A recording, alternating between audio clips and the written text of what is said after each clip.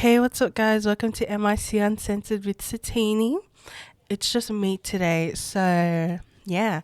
Um, Before we start, I just wanna let you guys know that we have an Instagram, so it's at MYC Uncensored. So be sure to follow us. Sometimes we'll post some behind the scenes and all that stuff, and every fortnight we have a form where you can give us your input. So if there's a topic that you want to um, share your opinion on or your experience, then it will be posted and available for you. So, yeah. Today, the topic is being rejected by a guy you like. Well, damn. That's quite the topic. Um, but I guess we can just start off with rejection can be tough. Not only in a relationship sense, but overall, whether it is a job or, wanting to be school leader, not getting into your desired university, it happens, right? And you may feel like the whole world is against you and that the walls are caving in because of the rejection. But I think it's an experience where you will realize your self-worth and know what you're deserving of, and it may feel like the end of the world, but you can come back from this. And as I said, it'll definitely be an experience, and realistically not every guy that likes you will like back, and guys that will like you won't like back, right?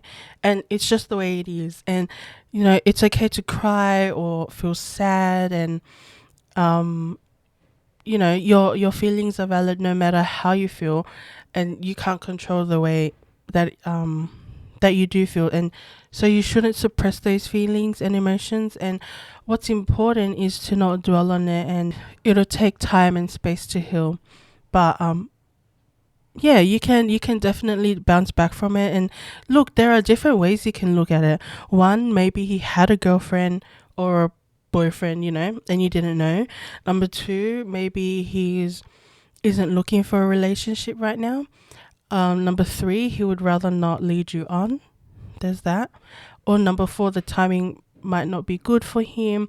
Or five, there's other personal reasons that he can't go out with you. And whatever it is, as I said earlier, it's important to not dwell on it. And the last thing you need to feel is be embarrassed, because if anything, like if you're the one that approached him first, then kudos to you, because not every girl would find it within themselves to let a guy know that they like him. And yeah, just let alone having that courage to open up about something like that is just massive, and I'm sure that he appreciates it. But yeah, on the brighter side, at least you got it off your chest. That's what I have to say. And at least you won't be having to wonder, like, what if, or what could have been. So yeah. But another positive thing out of this, as heartbreaking as it may seem, is that maybe this person wasn't the one for you. And you probably don't want to hear that, but maybe it was for your own good. You use this opportunity to move on and potentially find the one person that you truly love or should be with. And then, look, if you were friends with the guy that you liked, it's still very much possible to be friends. It's up to you how you want to deal with it, but you can definitely move on from this. Yeah. And another positive thing is that you can use this time of rejection to reflect and think on what you want in a relationship, or focus on other aspects of your life.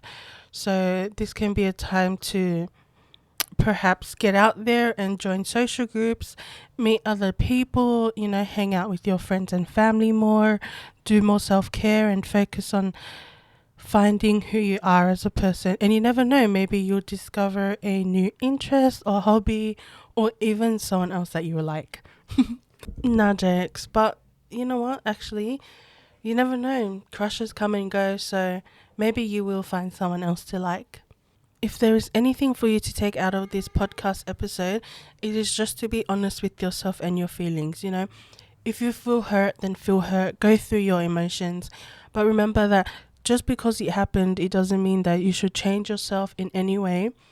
And, as I said, you can focus on your personal growth, meet new people, try new things, and if needed, you can always access support from a counselor, or there's services online or helplines that you can access. But yeah, like if you want, take time out, do a self-care routine, put on your favorite movie or show, write down a list of things that you love about yourself, any goals that you want to achieve, or even how you're feeling now or during the time of the rejection. Yeah, it's just important that at least let your feelings out. And, you know, it may seem hard now, but, down the track, as I said, it might be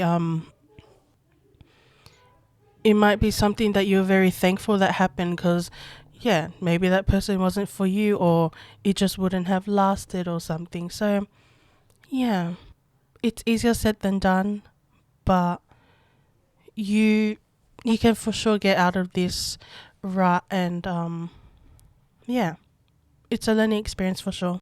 We're now at the end of the podcast. I know it was a short episode, and I'm sure I missed quite a few things or forgot to mention. So if you have been through this experience, or you rejected someone, or anything like that, any suggestions or advice to this young person or other people that are going through it or have been through it, be sure to send it through to our link at retrospring.net/MYC Uncensored, or you can always DM us on Instagram or something so we can mention you in our next episode. And yeah, as usual, everything is in the description. So yeah, we'd love to hear you guys. And as always, thank you for listening, and we appreciate your support, and we'll see you in the next episode. Bye.